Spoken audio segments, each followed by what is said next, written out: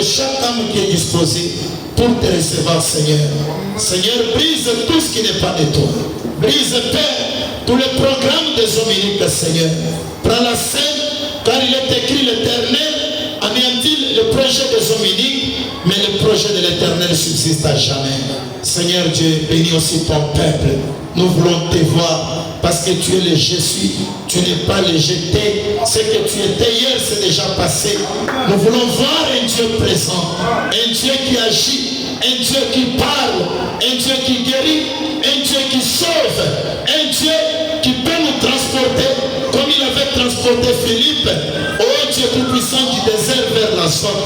Seigneur, c'est la même puissance et cela peut produire les mêmes résultats. Seigneur, ici, utilise-moi comme un instrument qui ne peut pas émettre des sons s'il n'y a pas de voix derrière. Ainsi j'ai prié au nom de Jésus-Christ et nous disons Amen. Applaudissons pour le Seigneur Jésus. Le principe du réveil, c'est être flexible, comme le dit Je vais lire un peu une citation avant de commencer ma prédication. Je lis dans la prédication intitulée Ouvrir une voie. Le paragraphe 28. Ouvrir une voie, paragraphe 28. Et alors, soyez en prière pour ces choses.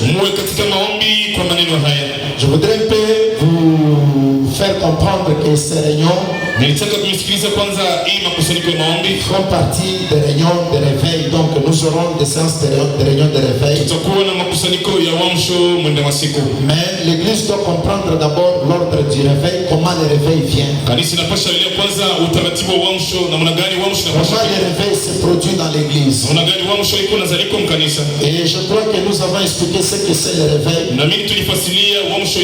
Et la raison pour laquelle Dieu envoie le réveil dans l'église, c'est pour purifier l'église. C'est pour enlever les superstitions. C'est pour enlever les impuretés. C'est pour enlever la vie du péché. Et parce que Dieu a besoin de vases d'honneur, comme je le disais le samedi.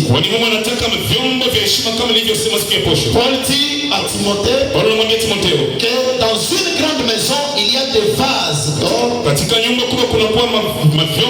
il y a des vases d'argent, il y a des vases d'argile, il y a des vases de bois.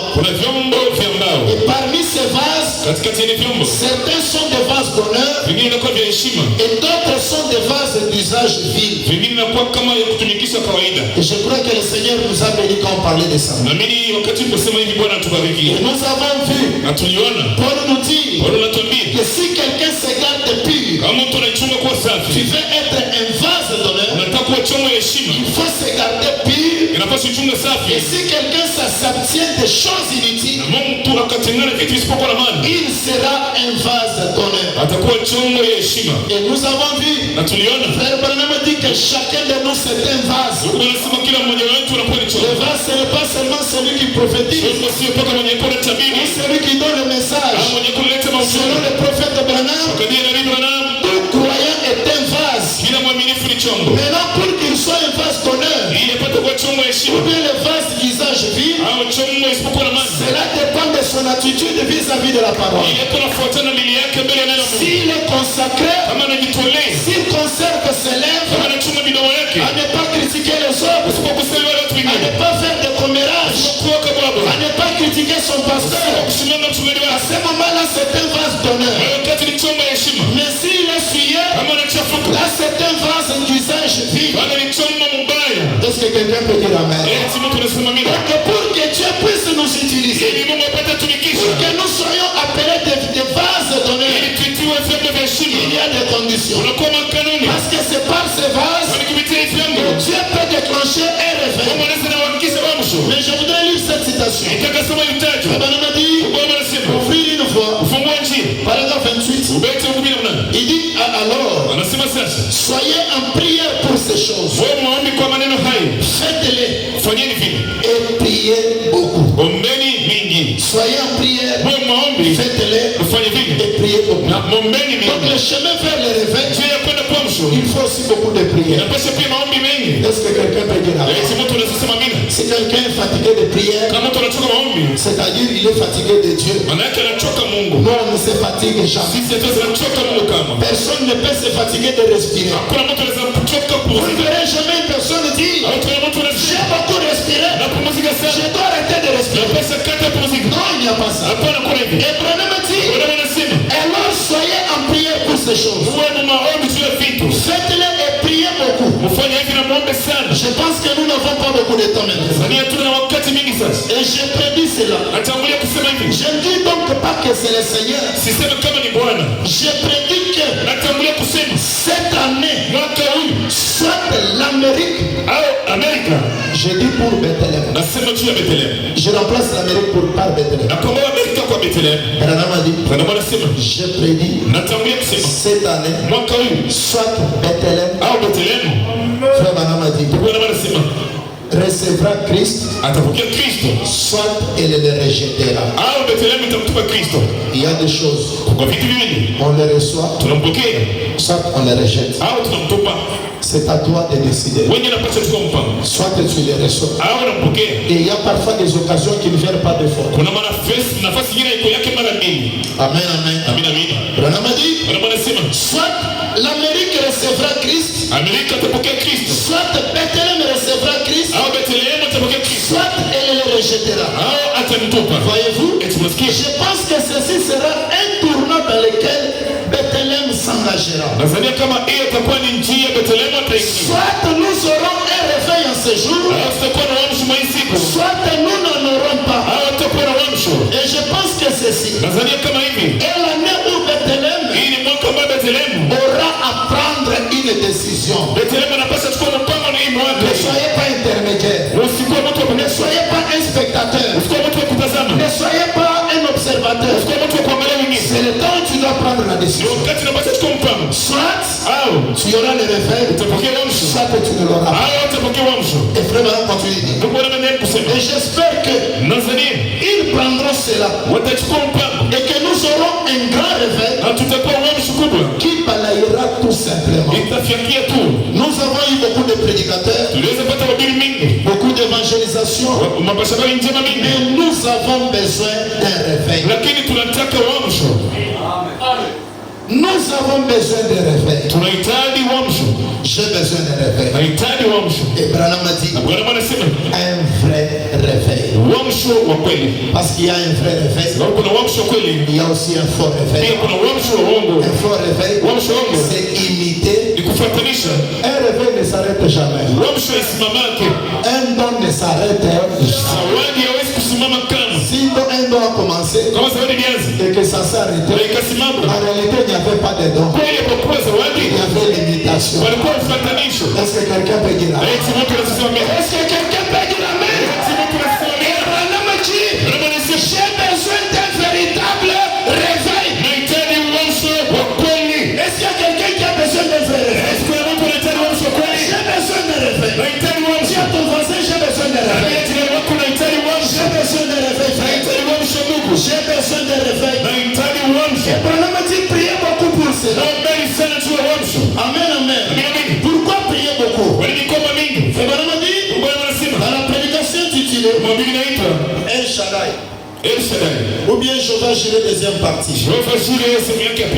il dit ceci: lorsque je vais prier, lorsque je viens chercher le réveil, Branham dit, je vais dans le bois où les épines vertes, vous n'avez pas ici, vous n'avez pas ça ici, mais nous avons plein là et à l'est. Et vous écorche. Et vous venez ici sous le soleil. Le soleil perce les arbres et vous frappe. Quand vous allez sur le flanc de la colline, et quand vous priez comme ceci, il y a là 3 de pierres.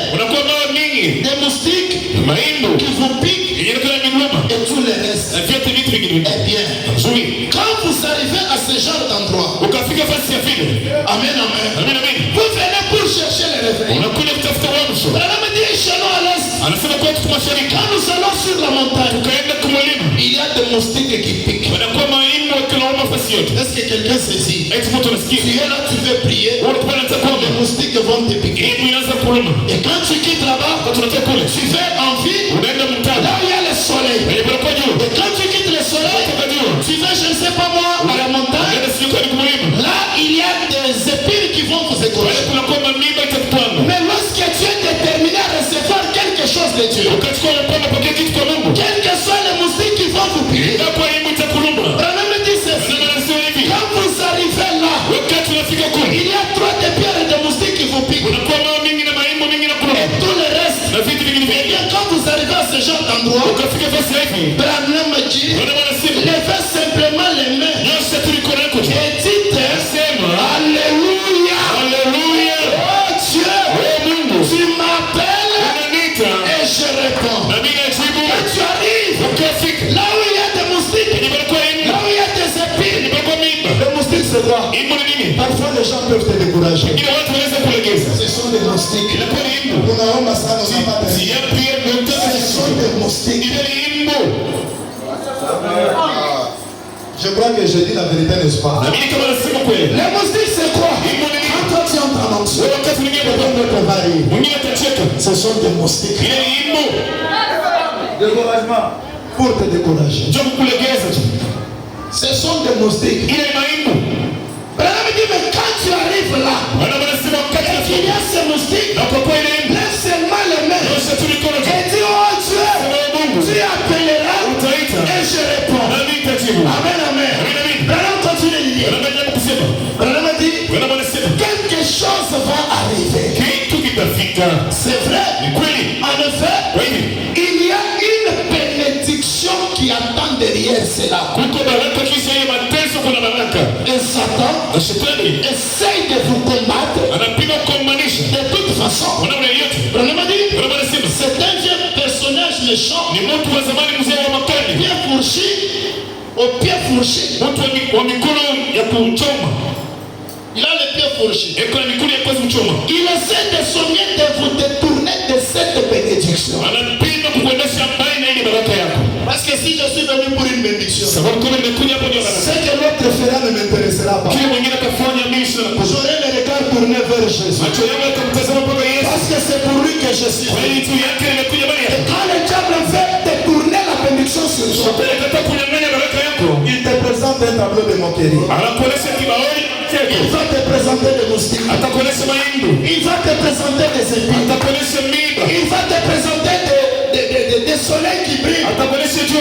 Pour que tu ne puisses pas trouver la bénédiction. Mais Branham dit, généralement, quand il y a une bénédiction, devant la bénédiction, il y a les obstacles. Alors,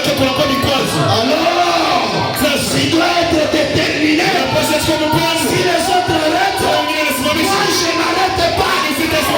Branham dit, continuez. Un jour, viendra. Amen. Le voisin arrêté. Qu'il arrête, ce n'est pas mon problème. Moi je continue. Amen. Ma femme a arrêté. Mon mari a arrêté. Mon mari arrête. Moi je continue.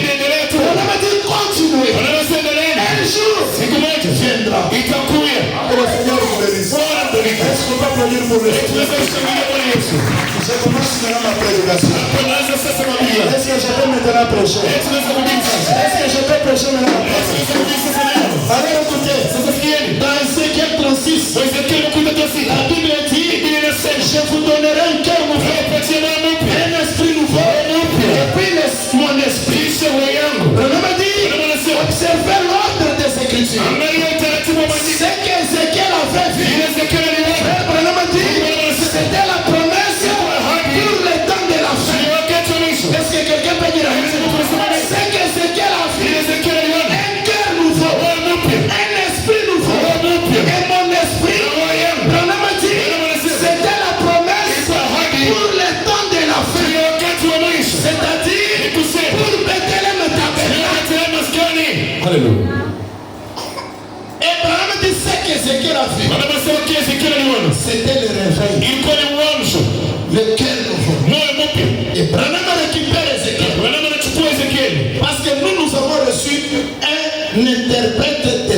Sababu sisi tumepokea mtafasiri wa neno. Quand Branham récupère Ézéchiel, Wakati Branham anachukua Ezekieli, nous on est différents des autres. sisi tunachana watu wengine. Parce que les autres, quand ils lisent, Wengine wakasoma, ils peuvent prêcher un cœur nouveau. wanasimulia mambo mpya. Ils expliquent ce qu'est esprit. Wanafasiria kile wao wanajua. Mais quand Branham Wakati Branham anachukua maandiko, il dit le cœur nouveau que Dieu promet, anasema moyo mpya Mungu ce anaishi. n'est pas un cœur rabaissé. Haina moyo wanatosa na Ce n'est pas un cœur qu'on a remplacé. Haina moyo wanatosa na ingine. Mais c'est une nouvelle manière de penser. Ina moyo ingine mpya ya kuwaza. Amen, amen. Amina, amina.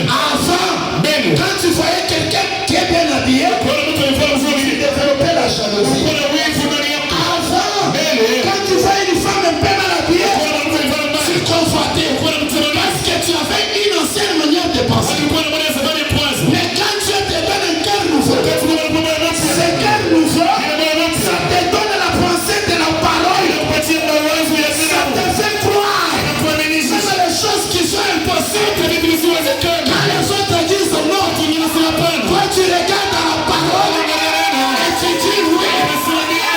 Est-ce qu'il y a quelqu'un qui peut dire oui? Wanasema ndio. Est-ce que tu peux dire oui? Wanasema ndio. Quand les autres disent tu ne vas pas te marier, quand les autres disent que tu ne peux pas au monde, tu regardes dans la parole. Au milieu de nos peuples, il n'y aura pas de femmes qui avortent, il n'y aura pas de femmes stériles. Quand les autres disent non, toi tu dis oui. Est-ce que je peux avancer? Est-ce qu'il y a quelqu'un qui croit le réveil? Est-ce qu'il y a quelqu'un qui croit le réveil? Tu peux dire alléluia. Tu peux dire alléluia. Là où les autres disent non, quand Dieu t'a donné un cœur de foi, toi tu dis oui. Wanasema ndio. Haleluya. Si on a prié pour toi, Haleluya. si on a prié pour toi, Kama wanakuamini, l'éternel dit, Bwana anasema, par Seigneur tu sors. kupigwa kweka. Nous avons été guéris. Bona. Même si tu ne sens rien, même si les autres disent, mais tu es le prêt. Mais les cieux et la terre passeront, mais sa parole ne passera jamais. C'est ça le cœur nouveau. C'est-à-dire, Dieu te donne la pensée de la parole. Dieu te donne un nouveau raisonnement. Tu raisonnes, tu deviens toi-même une Bible. C'est ça que Paul dit. Vous êtes des épîtres de Dieu.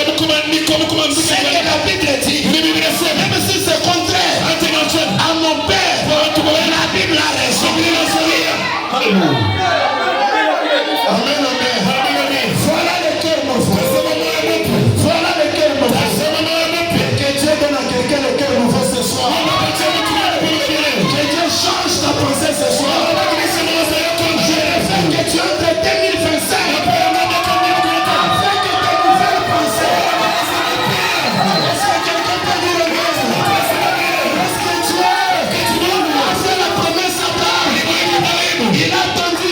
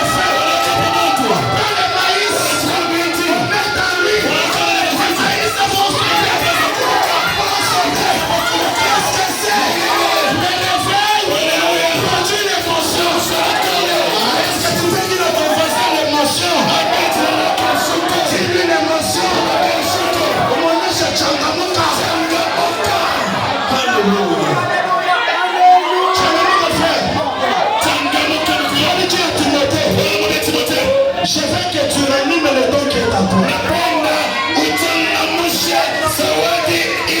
Parce que le Saint-Esprit, ce n'est pas l'esprit de timidité. Le Saint-Esprit, c'est l'esprit de force.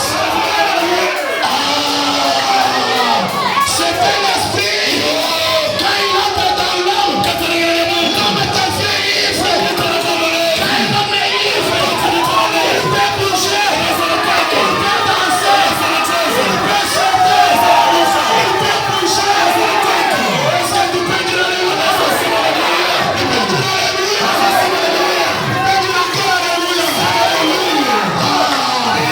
Voilà le cœur nous faut. Le cœur nous faut. C'est la manière de penser.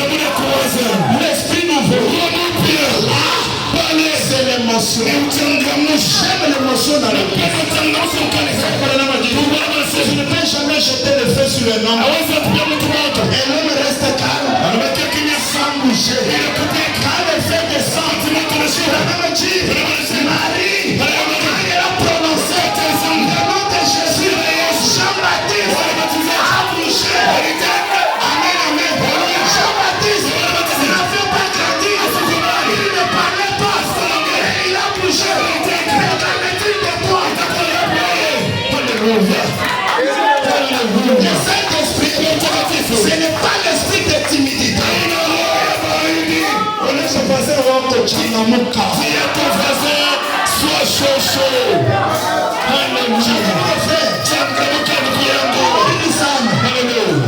Tu es froid comme un pape de Rome. Non, nous sommes les enfants de Branham. Là où il y a Branham, il y a les réveils. Parce que Branham, il dit, c'est dans l'atmosphère de réveil que moi, Branham, je suis né. C'est dans cette atmosphère. Et enfin, Dieu promet son esprit.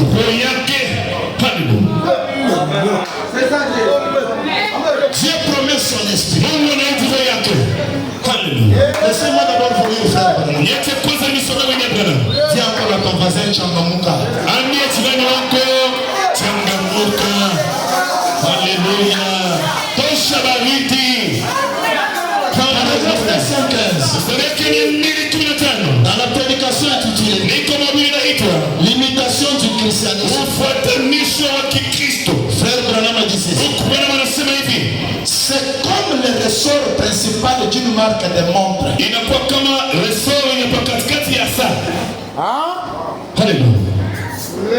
Qui se remonte automatiquement. Vous n'avez pas à le remonter tous les jours. Dieu l'a fait remonter une fois. Branham a dit, il est situé au centre de votre vie. Et le ressort principal, à mesure qu'il se détend, et que la montre continue son dictat, il contrôle chaque élément de cette montre pour qu'elle marque l'heure parfaitement. Quand vous regardez l'horloge, c'est Ézéchiel 36. Un cœur nouveau, un esprit nouveau et son esprit. Branham, c'est un prophète. Il regarde la montre. Il dit que l'esprit de Christ, c'est comme le ressort principal au centre de l'horloge. Qu'est-ce que ce ressort fait? Ça règle chaque élément pour que cela donne l'air exact. Et Branham dit, et ce ressort principal, à mesure qu'il se détend, et que le monde continue son dictat, il contrôle chaque petit élément de cette montre pour qu'elle marque l'air parfait. Sans cesse. Amen. Quand le Saint-Esprit, pas les nouveaux diplômes. Oh, félicitations, j'ai reçu mon diplôme Nashukuru Mungu, je reçu mon diplôme. Branham dit pas le nouveau diplôme. Anasema ni diplôme mpya. Après nous c'est le diplôme. Ikataka kunini? Nous avons besoin d'un Dieu réel. Tunataka Mungu pale. Toi tu nous présentes le diplôme. Tunaona kama na distance. Maintenant j'ai la malaria. Hapa ni malaria. Maintenant je n'ai pas du travail. Qu'est-ce que ton diplôme peut faire? Branham dit, c'est dont on a besoin. C'est du véritable baptême du Saint-Esprit. Il dit pas de nouveau diplôme. Haina diplôme mpya. Haleluya. Quand Dieu place son esprit au centre de votre esprit nouveau, Wakati Mungu anachukua roho yake, anatia katikati ya roho yako. pas le nouveau diplôme, Haina diplôme mpya. pas une nouvelle église, Haina kanisa mpya. pas une nouvelle pensée, Haina mawazo mpya. pas la nouvelle émotion, Haina ushuhuda mpya. pas la nouvelle pluie, Haina mvua mpya. pas la nouvelle danse, Haina mchezo mpya. pas la nouvelle lèvre, Haina midomo mpya. pas la nouvelle langue, Haina elimu mpya. pas le nouveau ceci, pas le nouveau chapeau. Haina kipya fulani wala kipya fulani. Mais Lakini quand Dieu place son esprit au centre de votre esprit, wakati Mungu anatia roho yake katikati ya roho yako mpya, Branham a dit, Bwana anasema alors sasa, vous n'avez pas à faire semblant d'être humble. haleluya, pale hautajifanya kama huku mnyenyekevu au hapana. Tu ne vas pas te forcer d'être humble. Hautajikaza wewe mnyenyekevu, hapana. Quand le Saint-Esprit entre dans le cœur, Wakati wote tufanya ndani ya moyo wa mtu, Branham a dit, Bwana anasema tu ne vas pas te forcer hautajikaza à être humble. wewe mnyenyekevu, hapana. Branham a dit, Bwana anasema vous n'avez pas à faire semblant d'être chrétien. hautajifanya kama huku Mkristo au wala Mkristo. Tu ne vas pas te forcer Hautajikaza d'être un chrétien. wewe Mkristo. Haleluya. Haleluya. Austa bisukuma. Ça ne va pas être par force. Parce que Paul dit, Kwa hivyo anasema ce n'est plus moi Paul qui vit, ana mimi unaishi, mais c'est Christ. lakini Kristo anaishi ndani yangu. Haleluya. Tu ne vas rien forcer. Hautakaza kitu. On ne va pas te manipuler Hautakukaza pour gêner. kwa kufunga. On ne va pas te manipuler Hautakukaza pour venir à l'église. sio kanisa. Haleluya. Frère Branham a dit, Bwana anasema tu n'auras pas fait semblant d'être chrétien. hautajikaza kwa Mkristo. C'est lui Ni yeye. qui contrôle tout ce qu'il y a à l'intérieur de Ni yeye toi. anachunguza vyote viko ndani yako. Haleluya. Ndugu wangu nilishika, lakini kashutuka tunampiga ndani. Inavipisha. C'est parce que le Saint-Esprit n'est pas en. Sababu Roho Mtakatifu asiingie ndani yako. Quand le Saint-Esprit entre, Wakati wote tunaingia, il vous contrôle. anakuchunguza. Quand la colère vient, Wakati hasira inakuja, il amortit. Eko anaitulia. Haleluya. Le Seigneur, amen. Branham a dit, Bwana anasema, c'est lui qui contrôle tout ce qu'il y a à l'intérieur de vous. yeye ndiye anakuwa anachunguza vyote viko ndani yako. Il fait de vous Anakufanya wewe une personne unakuwa mtu convenable. mtu wa kuendeana. Ah bon? Amen. Quand tu reçois le Saint-Esprit, Ukapokea Mtakatifu, on n'a pas waïf. tu deviens un homme spécial. Tu veux être un prédicateur convenable. Unataka kuwa mhubiri wa kuendeana, Reçois le Saint-Esprit. pokea Roho Mtakatifu. Tu veux être un diacre convenable. Unataka kuwa shemasi wa kuendeana, Reçois le Saint-Esprit. pokea Roho Mtakatifu. Tu veux être un interprète convenable. Unataka kuwa mtafasiri wa kuendeana, Reçois le Saint-Esprit. pokea Roho Tu Mtakatifu. veux être une épouse convenable. Unataka kuwa mke wa kuendeana, Reçois le Saint-Esprit. pokea Roho Mtakatifu. Frère Branham a dit, Bwana anasema, il fait de vous atakufanya wewe une personne convenable. wa kuendeana. Haleluya. Amen. Haleluya. Et non seulement ça, Sio tu paka hivi. il discipline l'église. Eko nazibu kanisa. Également. Haleluya. Amen. Quand le Saint-Esprit a la chair, dit tenez-vous debout. Wakati Roho Mtakatifu mbele anasema Si le Saint-Esprit est dans la chaise, kama Roho Mtakatifu kwa mkiti, la personne se tient debout. wewe mtu utasimama juu. Haleluya. Elle est disciplinée. Sababu eko mwenye kuadhibiwa. Haleluya. Quand le Saint-Esprit a la chair, Wakati Roho Mtakatifu kuimbaji, dit fermons nos yeux, prions. anasema tufunge Quand macho. le Saint-Esprit dans la chaise écoute, Roho Mtakatifu mkiti akasikia, ferme les yeux. anafunga macho yake, Elle prie. naye anaomba. Haleluya. Branham a dit, il discipline. Kama anasema eko nazibu kanisa. Les gens qui ont le Saint-Esprit sont des gens disciplinés. Watu wanakuwa na wakati ni watu wenye kuadhibiwa. L'église qui a le Saint-Esprit, Kanisa linalokuwa na Roho Mtakatifu c'est l'église discipline. Kanisa inapasidiwa. Même dans la maison. Hata mnyumba. Quand le mari dit, Bwana kasema, chérie, mets-moi de l'eau chaude. mpenzi wangu nitie moyo moto. Je suis fatigué, j'arrive à.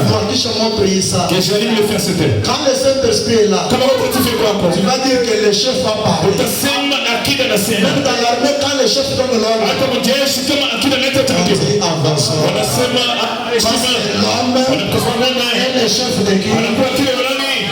Wa mke. Il dira, malgré ça, Hapana. Je peux se retourner chez moi. Je suis aussi une fille de truc. ashisema sasa mtoto wa Yesu. Il a pas dit que tu es une fille de chez moi. Amen, amen. Parce que comme unasema ndugu na mimi mtoto wa baba, Quand tu dis moi c'est une fille de truc, c'est-à-dire que on est quoi mtoto wa yeye. comme on sait moi c'est aussi une fille de, on est quoi une fille de Waibo. Hapana. Quand le Saint-Esprit est là, Kama wote wanakufa kwa tu ne vas pas rougir.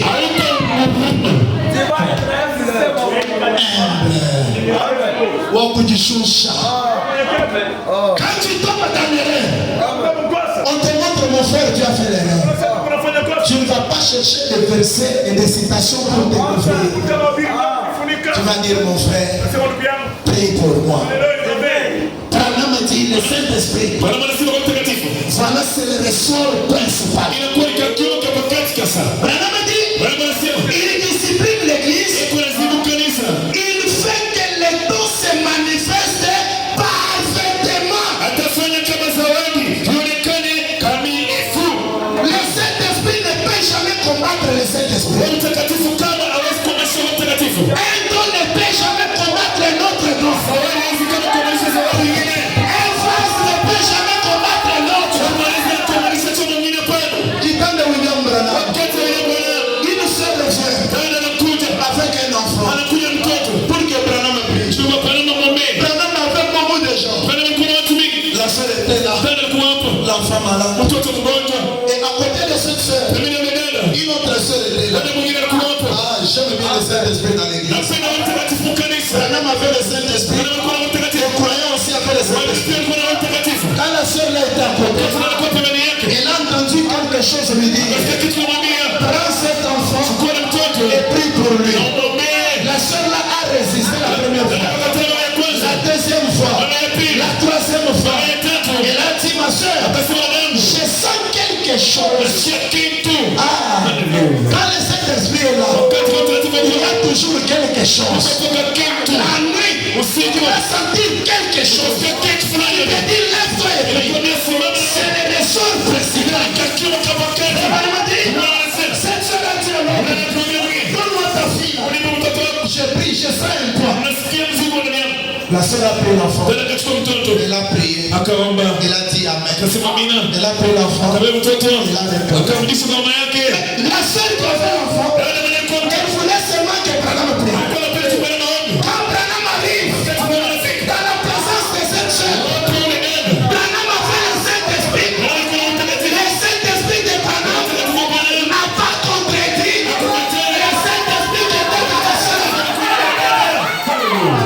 Est-ce que quelqu'un peut dire Amen? Le Saint-Esprit en Branham est arrivé. Branham regarde la soeur. Il dit, tu n'as pas besoin que je prie.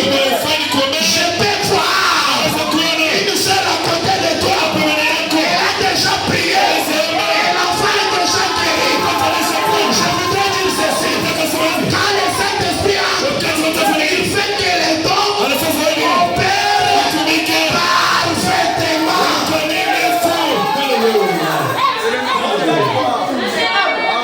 Qu'il est ça de l'histoire. Même moi, je te le rends.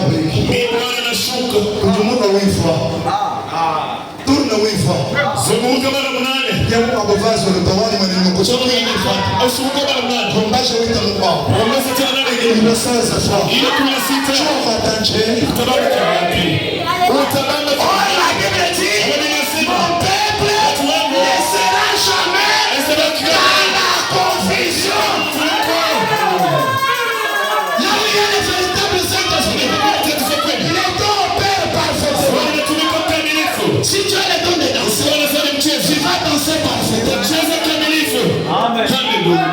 Si toi tu danses avec les épaules, tu danses avec tes épaules. Ah mais tu vas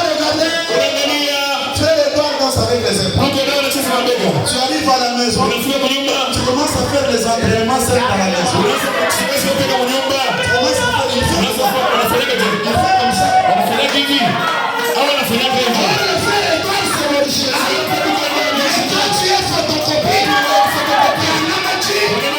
photocopie vient du diable. Et là, tu fais aussi. Et on se retrouve avec trois étoiles.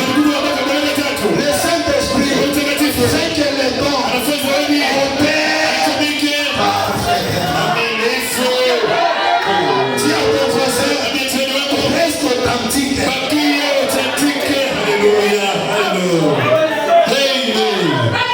Je vois l'argent, moi j'étais la loi ici. Quand l'argent tombe comme ça, c'est-à-dire l'onction est déjà en arrêt. Le Saint-Esprit, il fait que les dons opèrent parfaitement. C'est-à-dire quoi? Un don peut parler ici. Si c'est Dieu, mon serviteur, pour la maladie qu'il y a dans l'église, fais ceci. Quelqu'un d'autre qui vient même de Kinshasa, il ne contredira jamais ce que Dieu a déjà parlé. Parce que Dieu, il est omniprésent, il a Lubumbashi, il a Kinshasa, il est au Katanga, il a Kananga, il est en Amérique. Et Dieu ne se contredit jamais. Il n'y aura pas de contradiction. Le Saint-Esprit fait que le croyant paye la dîme dans l'église. Amen.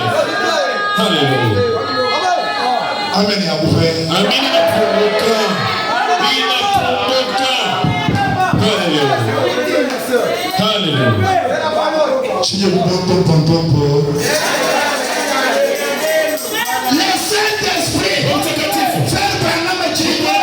il fait que les dons opèrent parfaitement. Il fait que les croyants restent derrière les croyants ne seront jamais devant le pasteur. Parce que quand tu parles devant le pasteur, un jour tu vas te retrouver coin.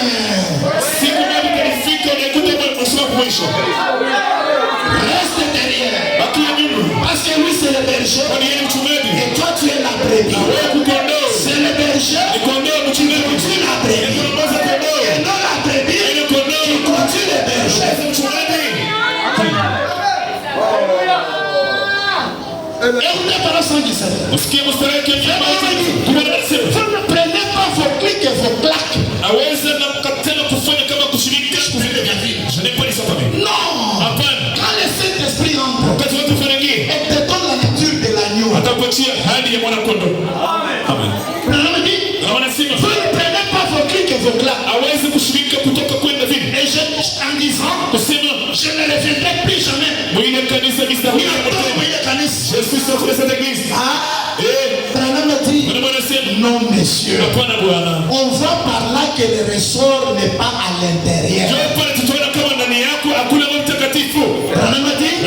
Quand vous vous emportez à la moindre bagatelle qui s'empoisonne votre humain. Oui, ça cette soeur-là, vraiment, maman énervée. Moindre problème. S'il se trouve que le pasteur apporte quelque chose qui est dans la parole, et vous, Branham imite le bruit, il crache. Eh bien, moi je ne crois pas ça. Fais attention. Branham dit, vieille peau de vache. Voyez-vous, le nouveau ressort n'a pas encore été installé. Parole 118. Mais il contrôle. Il vous fait croire. Il vous donne un comportement qui vous rend salé. Frère Branham dit, et le monde entier a soif d'être comme vous. Et quand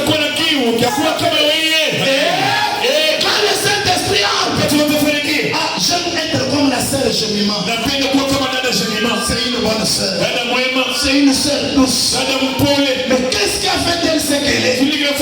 C'est le Saint-Esprit. Tout le monde veut être comme tel frère. C'est un bon frère. Quand vous les visitez, vous sentez l'atmosphère. Vous sentez la douceur. Vous sentez qu'il est bon. Un bien-aimé. Un précieux frère. Quand le Saint-Esprit entre, il fait que tout le monde veut être comme vous. Et les autres vont demander, il prie dans quelle église? Il prie dans quelle tabernacle? Qu'est-ce qui attire? C'est le Saint-Esprit. Les ressorts principaux. Est-ce que quelqu'un peut dire amen? Ah, je m'en vais écouter. Il dit ceci. Qu'est-ce qu'elle dit? Eh, Branham.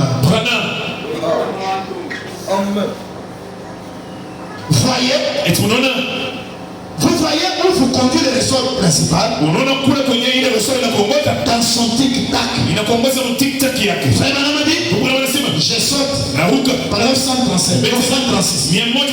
Quand le ressort principal est au centre, il fait tout fonctionner comme il faut. Alors, le joug est tapissé de plumes. Les jours que tu vas transporter. Oh là là. Peu importe de quoi le monde peut vous traiter. Oh, quand je danserai à l'esprit, quelqu'un se moquer de moi. Je ne danse pas encore avec. Je m'en fous. Tu te moques de moi et moi je continue. Quand le Saint-Esprit est là, c'est que les gens disent ça ne va jamais t'arrêter. Ne t'arrête pas. Il dit ceci. C'est comme Samson. Quand il a porté la porte des reins de Gaza, la grande porte des reins, il a simplement mis sur ses épaules. Il l'a emporté. C'est vrai. Et quand le joug est tapissé de joie, il a fait de la douceur de Christ dans votre cœur. Alors vous prenez tous les fardeaux que le monde met sur vous.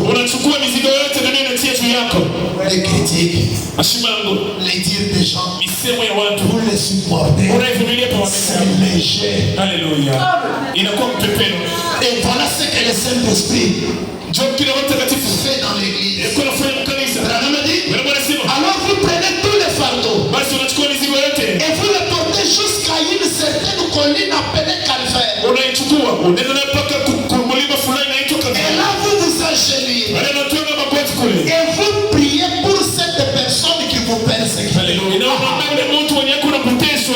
C'est ça le Saint-Esprit. Quand quelqu'un vous persécute, vous prenez ça, vous amenez à l'autel. C'est ça le ressort principal. Vous ne faites pas descendre le feu du ciel sur lui. Et vous ne démolissez pas l'église, mais vous leur procurez la paix. Oh Dieu, sois miséricordieux envers eux. Le ressort principal. Tu as le cœur nouveau.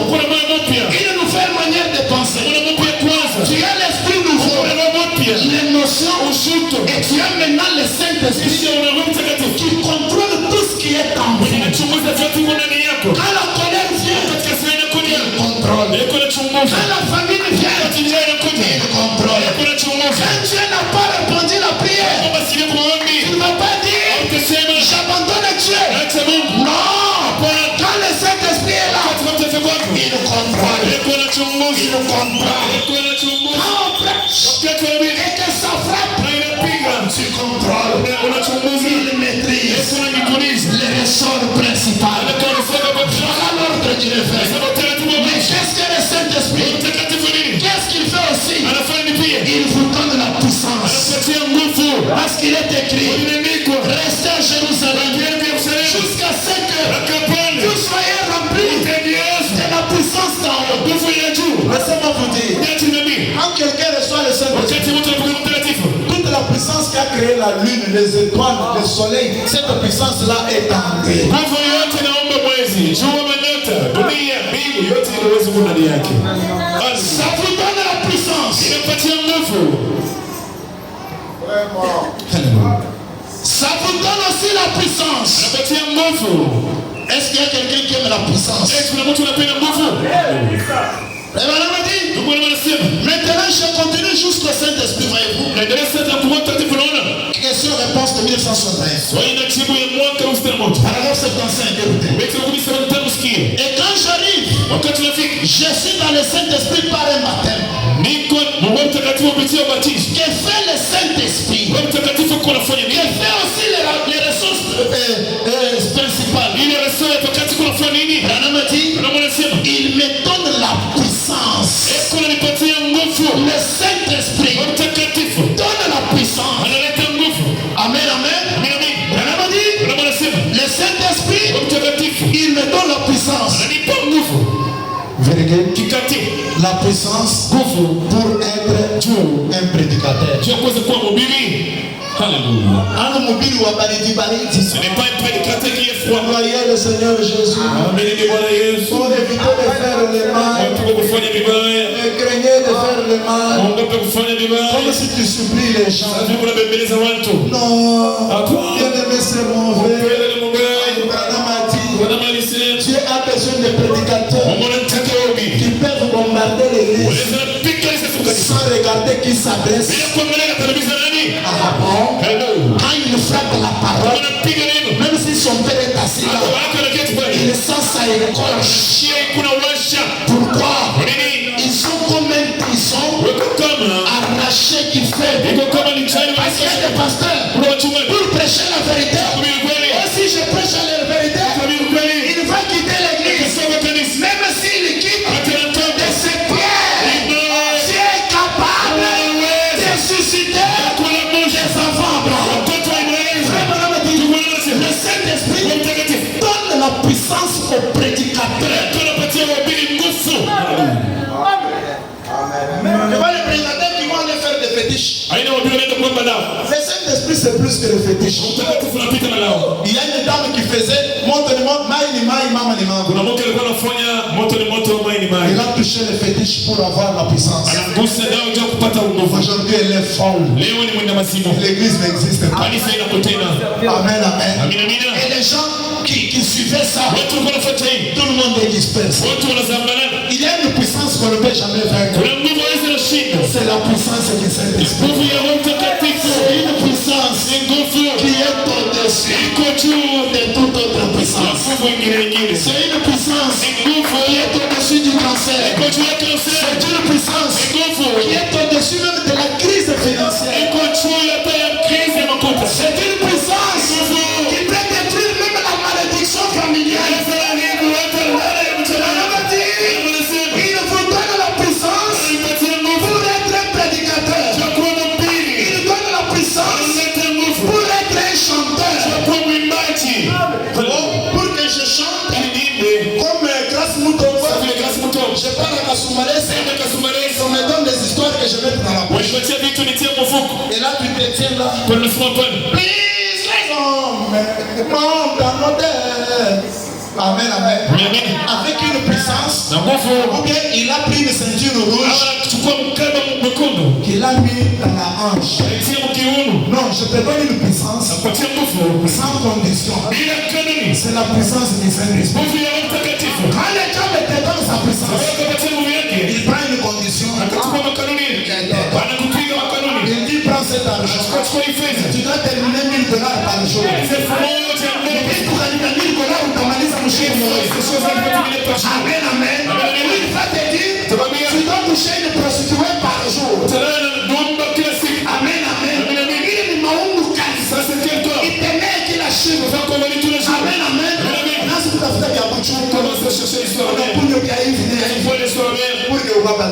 Pour que tu sois comme celui-là. Mais quand le Saint-Esprit entre en toi, il ne te donne pas de conditions.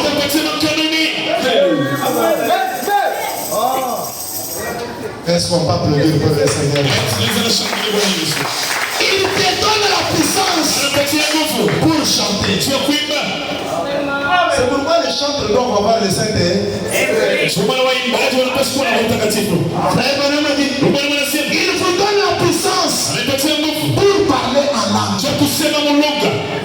puissance pour interpréter des langues. C'est beaucoup de puissance. Car le Saint-Esprit est la puissance de Dieu. C'est la puissance de Dieu qui m'a fait changer la direction. C'est la puissance de Dieu qui me sanctifie. C'est la puissance de Dieu qui m'a rempli. Quelle puissance! Un homme appelé Étienne avait le Saint-Esprit.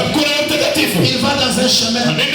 L'ange lui dit, Étienne, va sur le chemin du désert. Non, pas Étienne, c'était Philippe. Va sur le chemin du désert et tu vas rencontrer un homme. Quand un homme a le Saint-Esprit, le Saint-Esprit parle. Le Saint-Esprit bouge. Le Saint-Esprit on peut le sentir.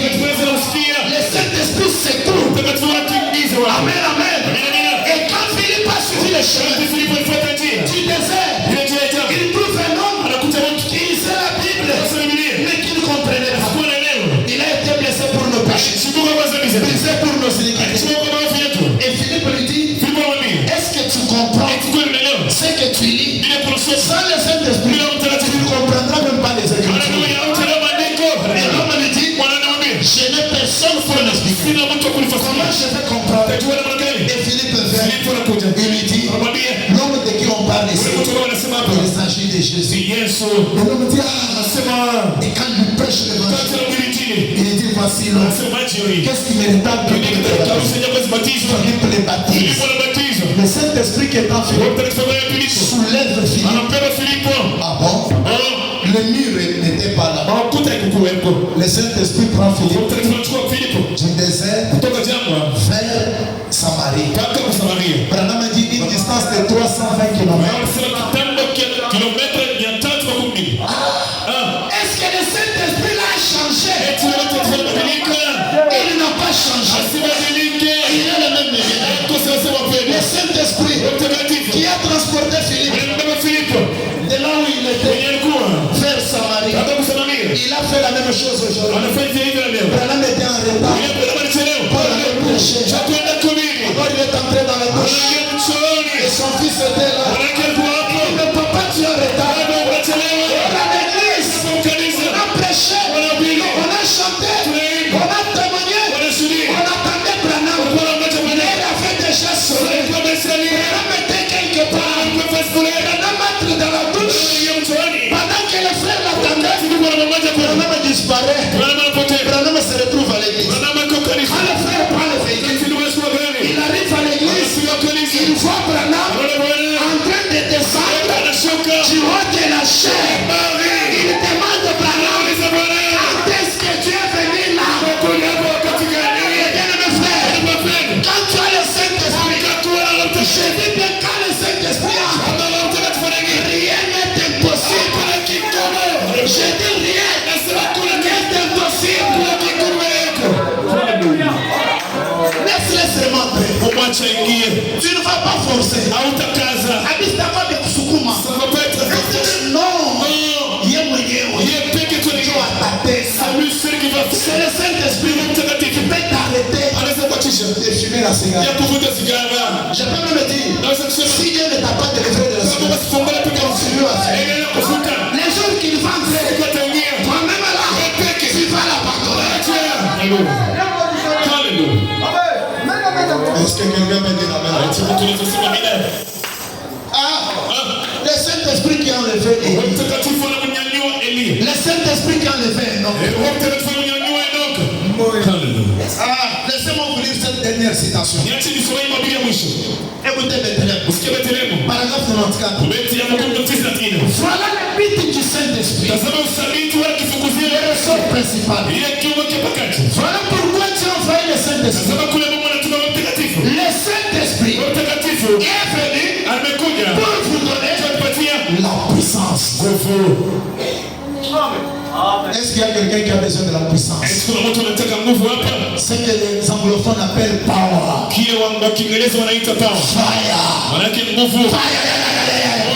Non, il est bien forcé. Ça c'est on est en train de forcer. Pour bien forcer, c'est la conforce. la bien automatique. Il est la couverture. Power.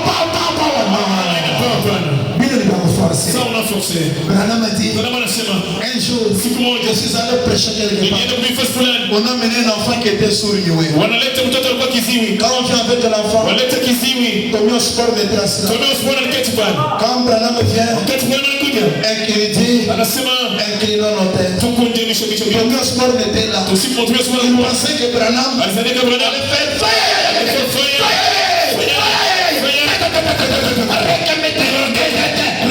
mais on n'a pas vu Branham hawakuna Branham faire de bruit. kufanya makelele. Branham a regardé l'auditoire Wanaangalia chumba ya kanisa. dans la chair humaine. Haleluya. Mungu katika mwili wa damu anasema Inclinez nos têtes. tukunjemishe vichwa vyetu. Quand les gens inclinent les Wakati têtes, watu wanakunjemisha vichwa, Branham a pris sur la fille. Branham anaombea mtoto. Seigneur Jésus, Bwana Yesu, sans faire de bruit. bila kufanya makelele. Frère, quand tu connais ce que tu es, Ukajua kile uko, parfois tu ne vas pas dire. angalia kinachoandika. Branham a dit, Branham anasema s'il faut qu'un démon t'exécute, Mungu anakuheshimia. il ne craint pas les cris, Hasa kama il makelele. ne craint pas les bruits, Aogopi mais makelele. il craint Aogopi. ce qui est en toi. Uko ndani yako. Et laissez-moi vous dire, Yesu ananiambia, non, j'avais dit à William Branham, anamwambia yule Bwana, si tu amènes les gens ukafikisha watu à te croire kukuamini et que tu es sincère, kwa kweli, pendant que tu pries, wakati naomba même Lucifer Lucifer ne résistera jamais wakati à ta prière. maombi yako Et Branham a dit, Baba anasema si vous croyez à Dieu le Père, naamini Mungu Baba, vous faites bien. unafanya vizuri. Si vous croyez le Fils, Ukiamini Bwana, vous faites bien. Si vous croyez le Saint-Esprit, vous faites bien. Après savoir que tous ces trois-là, Dieu fait que vous croyez en moi. Je vous dis la vérité. Je vous dis la vérité. Aujourd'hui, pour aller au ciel, Dieu a donné des possibilités. La première possibilité, c'est le choix de Saint-Esprit. La deuxième possibilité, tu dois croire. Aimer William Marion Branham. Mais qu'est-ce que tu dis? Il arrive au ciel, mon cher frère. Si tu n'étais pas venu, nous ne serons pas ici. Et il tourne, il voit son chien. Fils n'a pas d'âme. Un chien qui n'a pas d'âme, qui part au ciel. Il voit son cheval sur lequel il montait. Un animal qui n'a pas d'âme au ciel. Dans la vision des chariots cassés, Branham a dit, j'ai vu même mes canapés passer à Branham. Si le Dieu de Branham est réel ce soir, et dans le désert de ta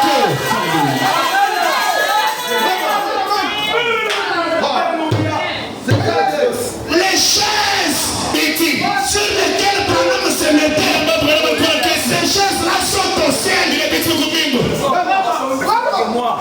nous croyons des choses qui sont difficiles. Les pentecôtistes ne peuvent pas croire en ça. Nous croyons que le cheval de Branham est au ciel. Le chien de Branham est au ciel. Un jour, un prédicateur a dit à Branham, tu as fait une forte déclaration. Comment le cheval peut aller au ciel? Branham lui dit, tu lis la Bible sans la comprendre. Apocalypse 19, je viens monter sur le cheval. D'où venait le cheval? Est-ce que tu peux dire alléluia? Avec Branham. Amen, amen. Branham prie sur la petite fille de 8 ans. Il prie. Et puis il se lève. Il regarde le diplôme. Il lui dit, le démon est sorti. Tommy Osborne regarde. Il dit, ah bon? Comment ça? Tommy Osborne ne pouvait pas comprendre. Parce que quand tu as visité Abraham, Branham a dit, je peux voir les grands Elohim assis chez Abraham en train de manger. Et les gens passaient. Ils allaient à l'église. Ils avaient des marathons. Ils passaient là-bas. Abraham, bonjour. Ils allaient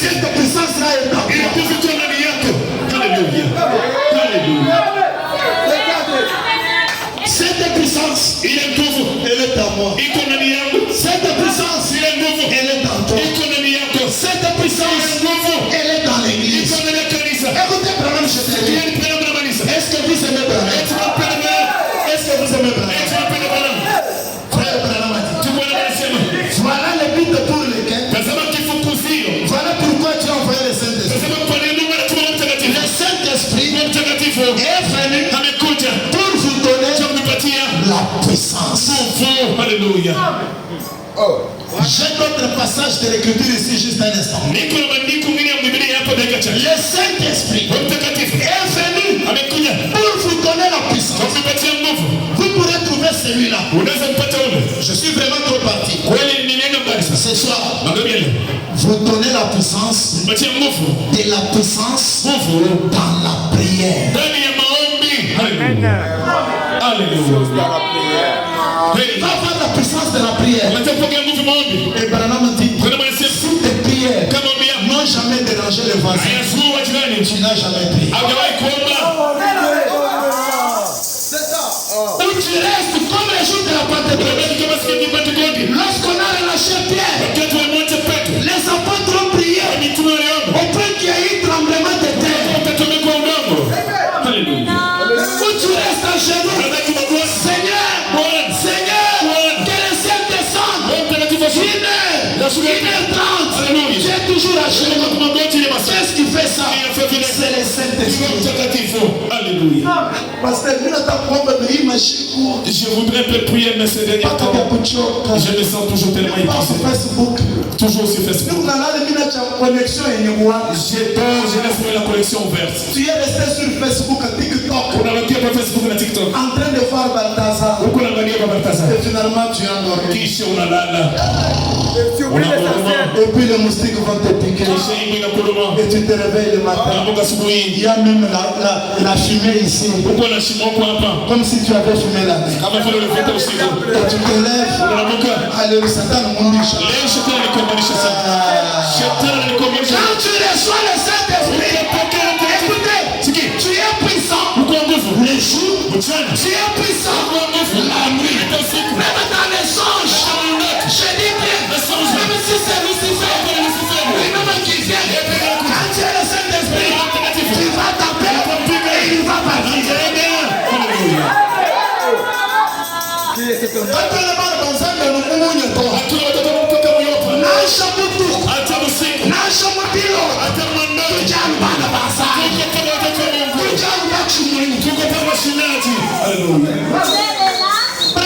Il donne la puissance dans la prière. Pasteur Juan, il m'a dit que je Ces derniers temps, je ne t'avais pas prié très longtemps. te donne un secret. Reçois les saints. Tu vas commencer à beaucoup prier très longtemps.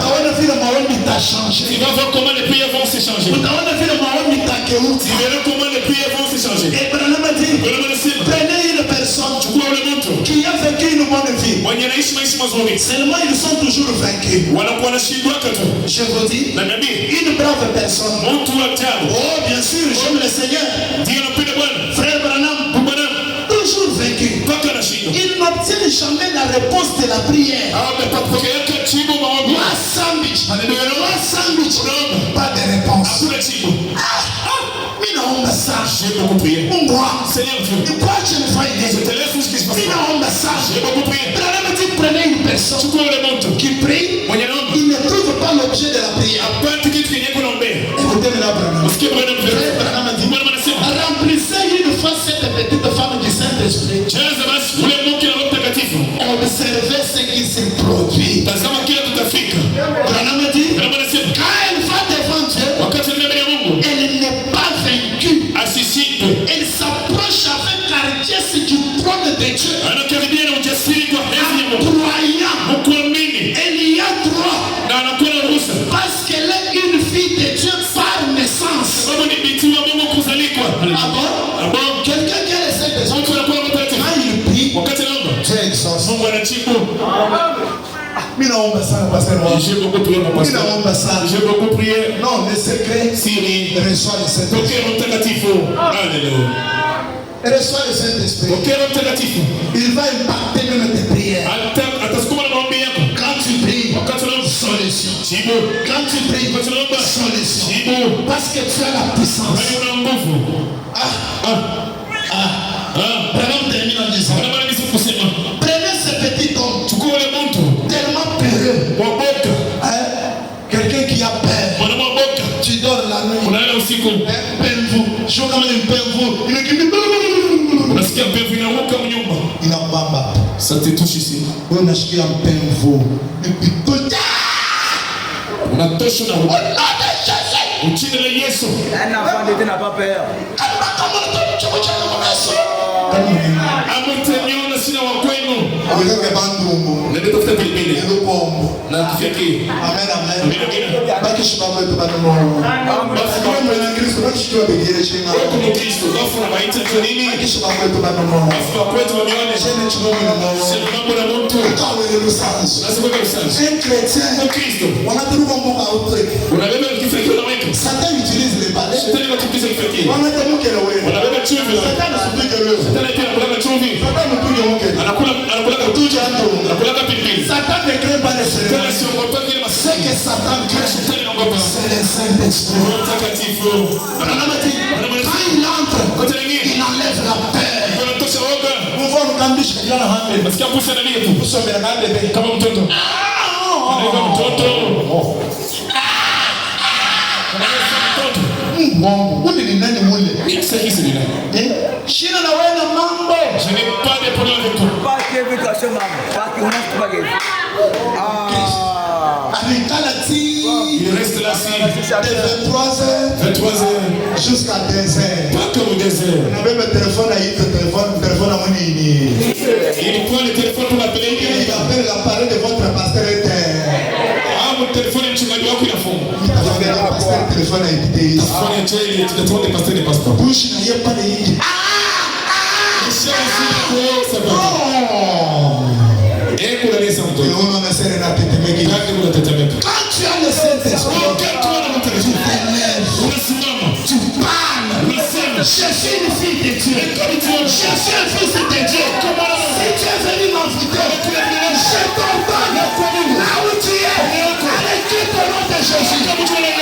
Écoutez, le diable reconnaît l'autorité que nous avons. Et il a peur. Homme. Au pasteur, il est pas malade à quoi non? Il n'y avait pas moyen sur l'étoile. Pas malade de l'eau. Aujourd'hui sur l'étoile vraiment. Pourquoi nous faites? Il y avait une fête. Je vais plus dormir dans cette maison. Unaona sasa Qur'an inaenda nakimbia nikala pale. Et il y a plus du courant, elle sort et part dehors. Amen, amen. Quand le Saint-Esprit entre, il enlève la peine. On te lance les défis dans la famille. Oh, toi ici, on ne va pas te marier. Écoutez, la Bible dit toute malédiction sans cause, l'ennemi sans effet. Et Jésus a transporté les malédictions sur lui. Si Dieu me dit ce soir, je prise cette malédiction au nom de Jésus-Christ. Amen, amen. Ne mets pas ça en terre. Parce que tout le monde est là. Même Léo. Comme pas cancer. Mas basi Mungu. Ule mchombo shi Mungu tosi nao. Ule mchombo. Amen, amen. Mas baki zangu. Ajinzanga Mungu. Ujumundo mwe. Ekonomi yako. Kukuta shiku kwa kashfatia uwezo wa kushuhudia kubadilisha. Amen, amen. Bana mchombo. Bana kubanelisa na mwanadamu. Zangu wa mchombo. Kujua anatemila usikolana. Et je prends vos malédictions. Je prends vos malédictions. Je les change maintenant. Soyez bénis ce soir. Au nom de Jésus-Christ. Au nom de Jésus-Christ. Si on avait dit que toi tu ne vas pas transverser, tu ne finiras pas 2024. Je te donne la bénédiction. Aucun accident ne va te tuer. Je dis aucun accident. Ni toi, ni tes enfants. Je mentis. Chaque accident, au nom de Jésus-Christ. Si on a dit, toi ici, tu n'auras pas de travail, je te donne le travail ce soir. Là où les autres ont échoué, toi tu vas réussir.